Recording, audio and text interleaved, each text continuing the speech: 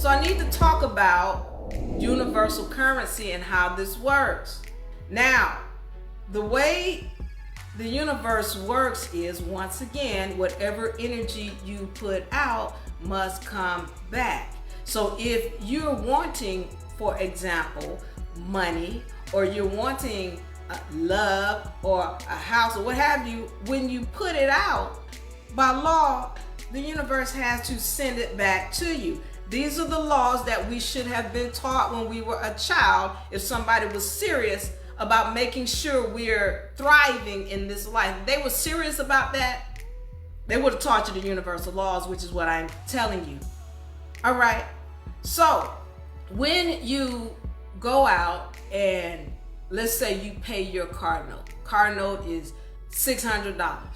When you pay that $600 and you're doing it with love, and I'm, universe, God, whoever you pray to, Most High, I am so grateful that you have allowed me to be able to pay this car note. And I love this car. It helps me to get my children from A to B. It helps me to get to work, and I can make money so I can do whatever. I'm grateful. So I'm grateful to be able to pay this $600 for this car note.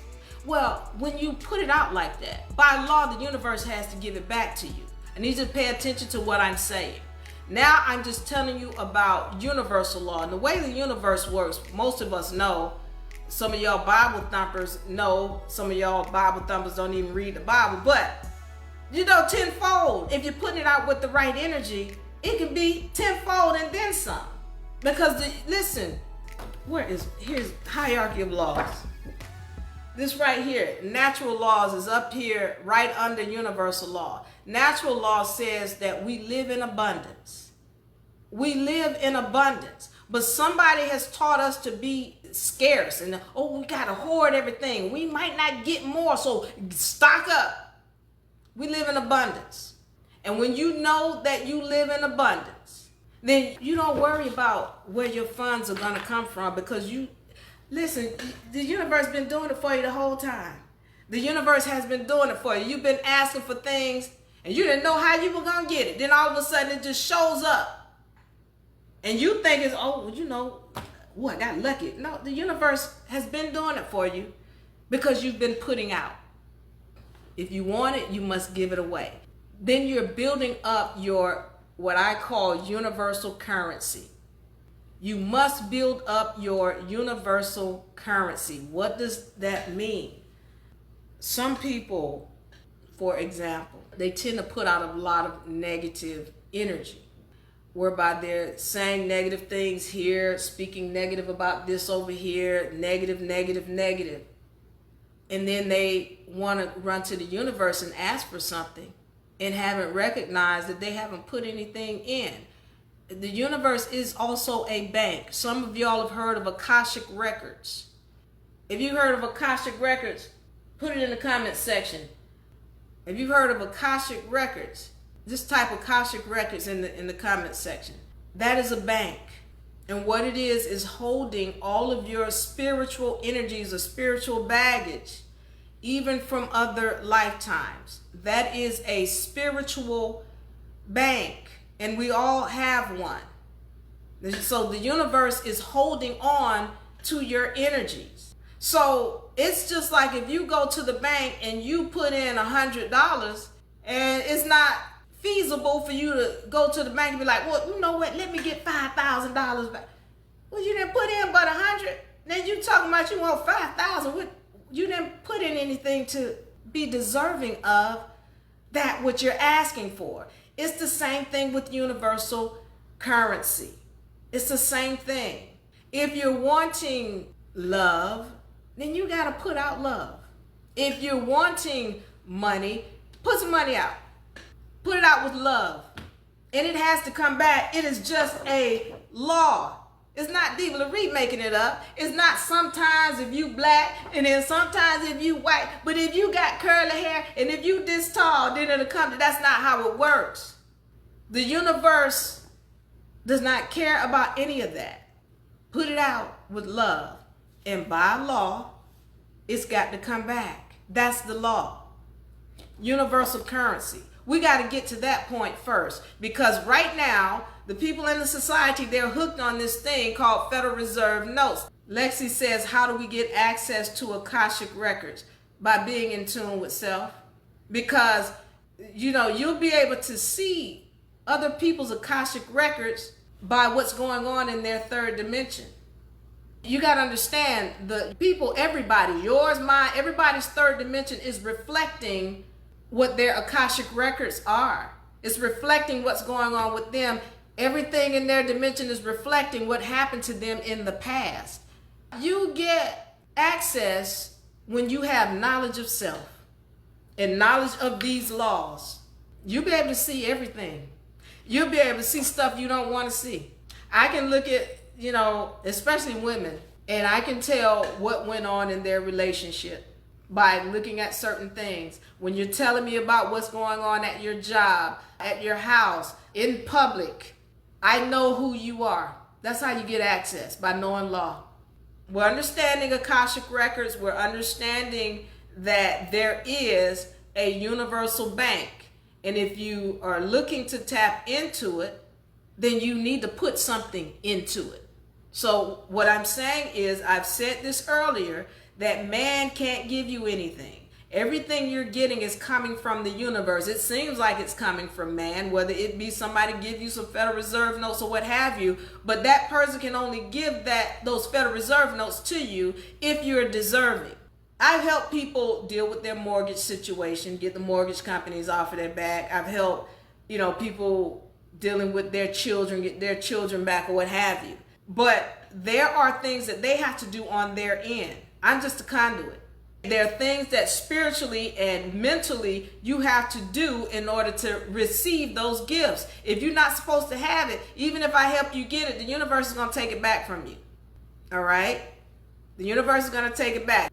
One of the reasons why I speak about having your Akashic records in order, or that you've given on a spiritual level, is because I've had several situations where we'll do a process, and people, again, if I see you got, especially like 2 and 3 court cases, you got a spiritual issue that you need to clear up. There's some spiritual baggage there that you got to clean up.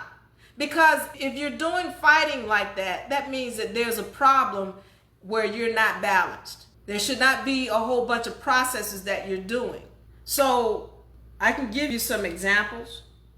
All right, as we talked about the spiritual mess that we're in, and we're coming out of it, some of us, because we're learning that we're not victims. We're learning that we're gods. We put out an energy. And so now we've got to clean up that baggage by cleaning up our spiritual essence.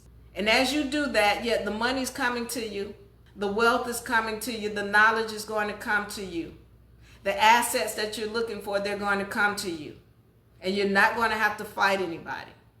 Spiritual, that comes first, because once again, man can't give you anything. Everything comes from the universe, everything. I just mentioned how I don't care to, if you're not in the school and you're not getting yourself cleaned up mentally, I'm not going through these processes with you, because the only thing is going to happen is your process is not going to work. You're going to blame it on the process. It's not the process, it's you. For example, I had somebody come to me because he had a DUI and he wanted me to help him get off. Now, my thing is, if I deal with you, I need to deal with you on a spiritual level first. Because if I help you get off on this DUI, all right, and you go and do harm to somebody else, you drinking, you still doing stupid things, and you go and get behind the wheel and you actually kill somebody, that's on me. This is why there's certain cases I don't take, I don't touch, and I know that regardless of the case, it's all spiritual. Even when we're dealing with an IRS tax case, when we're dealing with a mortgage case, any kind of case, anything, it's all spiritual. But here this person is with a DUI. My whole thing is, do you know who you are? And do you understand the responsibility when you get behind the wheel and how you don't need to be drinking? Are you really there? The other thing that they have to be able to do is they need to be able to stand. I had this one guy, And, we're dealing with his issues. And I'm like, listen, if I'm helping you with this case, I need to make sure you're not going to do this stupid thing again. The other thing is I need to see you stand. You got to go into court. Can you stand? I said, this is the only thing you need to say when you walk into court. I need you to say, I'm the authorized representative. And this instrument here is to take care of this case. I said, this is what I need you to say. Say this and only this. And I need you to stand. You have to be willing to stand. Well, he wasn't willing to stand because he went into court. He said, I'm the authorized representative. Then they jingled some handcuffs at him. And he, I'm the person, I'm the name. They just threatened him. And he gave in. You're not worthy. For me at that point, it's like, listen, I gave you an out. You chose, but I thought they was going to lock me up. And then I said to him, what did they do as soon as you said you were the person? Because see, what happens is those of y'all who know that a court can only deal with that all fictitious capital letter name. That's all they can deal with. They can't deal with you, the spirit.